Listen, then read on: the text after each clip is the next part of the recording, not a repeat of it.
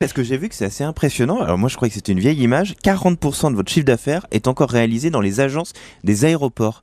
C'est Oui. encore le cas? En fait, fondamentalement, dans le métier du loisir, et nous sommes un métier qui sert le loisir, nos clients, vos interlocuteurs voyagent de plus en plus et voyagent de plus en plus fréquemment dans l'année. Donc c'est pas tant la station dans l'aéroport qui est importante que la mise à disposition d'un actif. Mais est-ce qu'on peut pas simplifier tout ça quand même? Parce qu'il y a beaucoup de nos auditeurs qui doivent se dire, bah oui, mais si c'était plus pratique, s'il y avait moins de lourdeur, certes, vous avez un peu amélioré grâce au digital, mais c'est quand même toujours souvent le bazar de récupérer sa voiture, de la rendre, faut la rendre dans la même station, on l'a pris, sinon on nous facture 3 fois plus cher. Grâce à Ubico, nous avons complètement revu notre parcours interne de clients pour la marque Europcar également, mais pour la marque Goldcar. Et donc le système complètement digital où en sortant de l'avion, vous irez récupérer votre voiture sur le parking est quelque chose que nous travaillons déjà d'ores et déjà et qui sera progressivement mis en service. Ça va être généralisé quand?